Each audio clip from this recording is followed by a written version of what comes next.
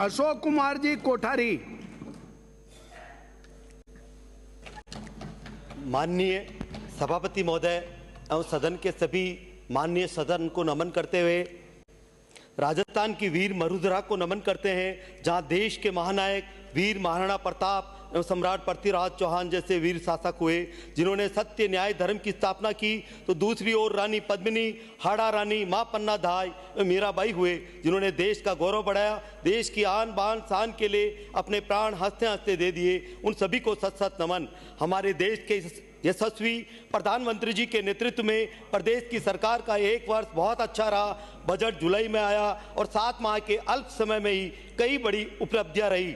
सबसे बड़ी उपलब्धि ERCP योजना, जिसे अब हम राम सेतु लिंक परियोजना के नाम से जानेंगे, उस पर कार्य शुरू होना। यह योजना पूरे प्रदेश के विकास का नया इतिहास लिखेगी और इसमें हमारे मुख्यमंत्री जी ने जो भागीरथी कार्य किया है वह बहुत ही प्रशंसनीय है। इसके साथ ही सरकार द्वारा हर वर्ग विशेष के लिए, चाहे युवाओं को रोजगार देने का 1 लाख लोगों का लक्ष्य था, तो 60,000 लोगों को नियुक्तियां दे दी, बाकी को भी जल्दी ही मिल जाएगी। किसान भाइयों हेतु मुख्यमंत्री किसान सम्मान निधि योजना के साथ ही बहनों और बेटियों के लिए लाडो प्रोत्साहन योजना, मुख्यमंत्री रसोई गैस सब्सिडी योजना के साथ हर वर्ग विशेष का पूरा ध्यान रखा गया। सरकार द्वारा प्रथम वर्ष में ही राजस्थान राइजिंग को लाकर 35 लाख करोड़ के MOU होना भी कम बात नहीं। इससे प्रदेश के विकास को नए आयाम मिलेगा। तो हमारे प्रधानमंत्री जी का संकल्प 2047 का विकसित भारत को पूरा करने में बहुत बड़ा योगदान साबित होगा।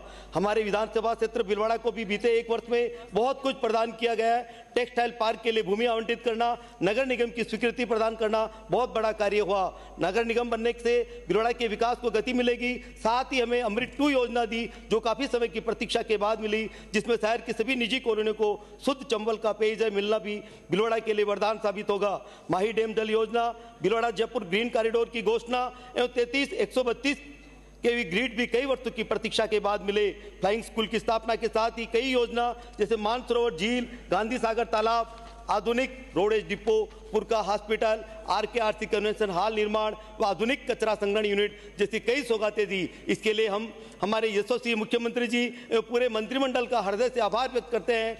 सभापति महोदय, भीलवाड़ा शहर प्रदेश का बहुत बड़ा औद्योगिक क्षेत्र है, जहां टेक्सटाइल और माइनिंग का बहुत बड़ा बिजनेस है। टेक्सटाइल में तो राजस्थान का मैनचेस्टर है, और GDP में राजस्थान में तीसरा स्थान है, जहां 10 करोड़ मीटर प्रति माह कपड़ा बनता है। 31,000 करोड़ का टर्नओवर है, इसमें 6,000 करोड़ का निर्यात होता है।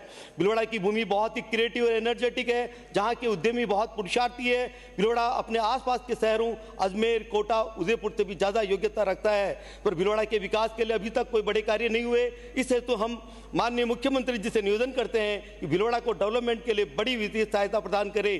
पूर्व में भीलवाड़ा को स्मार्ट सिटी राजस्थान में लेते हुए घोषणा की गई, पर क्रियान्वित नहीं हो पाई। अतः भीलवाड़ा के विकास के लिए आप द्वार खोले। हमें आप एलिवेटेड ROB, सुपर कॉरिडोर, आधुनिक ट्रांसपोर्ट नगर, air cargo, tertiary care cancer hospital, multipurpose sports complex, university, ERCP योजना, आधुनिक पशु चिकित्सालय प्रदान कर अनुग्रहित करें। भीलवाड़ा की जनता आपके प्रति हमेशा कृतज्ञ रहेगी। सभापति महोदय, प्रधानमंत्री जी द्वारा हर घर अब सूर्य घर योजना न केवल प्रदेश को बिजली आत्मनिर्भरता में आगे बढ़ाएगा, वरन PM कुसुम योजना से किसान भाइयों को दिन में बिजली उपलब्ध कराएगा। सरकार द्वारा आयोजित भर्ती परीक्षाओं में भी एक भी मामला पेपर लीक का नहीं होना निस्संदेह ये प्रशंसनीय और सरकार की पारदर्शिता को दिखलाता है। सरकार द्वारा पिछले वर्ष 25,51,000 metric ton urea, 6,84,000 metric ton DAP उपलब्ध कराया। यह आंकड़ा राजस्थान के किसानों का रासायनिक खाद के प्रति निर्भरता को दर्शाता है। आज कैंसर जैसी भयानक बीमारियों के पीछे अधिक मात्रा में रासायनिक खाद व कीटनाशक का प्रयोग होना मुख्य कारण है। रासायनिक खाद व कीटनाशक न केवल जमीन की उर्वरकता को खत्म कर रहे हैं, वरन इससे उत्पन्न उत्पादों के उपभोग से भी प्रदेशवासी बीमार होते जा रहे हैं। आज परंपरागत जैविक कृषि से उत्पादन करने वाले कृषकों की संख्या नगण्य रह गई। इसी समस्या को देखते हुए समय समय पर श्रद्धेय प्रधानमंत्री जी द्वारा मन की बात कार्यक्रम में देश की जनता को जैविक उत्पाद प्रयोग में लेने और देश के कृषकों को जैविक कृषि करने हेतु प्रेरित किया जाता रहा। राजस्थान में जैविक कृषि की अपार संभावना है। राजस्थान मोटे अनाज में देश का ऑर्गेनिक फूड बास्केट बन सकता है। इस हेतु ऐसी प्रोत्साहित योजना लानी चाहिए, किसान भाई पूरे के समान जैविक प्राकृतिक कृषि पर पुनः लौट सके। सभापति महोदय, साथ ही हम माननीय मुख्यमंत्री जी से निवेदन करेंगे, आप स्वयं भी एक गौ भक्त है, पर अभी तक हमारे प्रदेश की गौ माता की पीड़ा का कोई समाधान नहीं हुआ। गौ माता अभी भी रोड पर दर दर भटकती, भूखी प्यासी, सर्दी गर्मी बारिश की पीड़ा सहन करते हुए कत्ल खाने तक की असीम वेदना सहन कर रही है।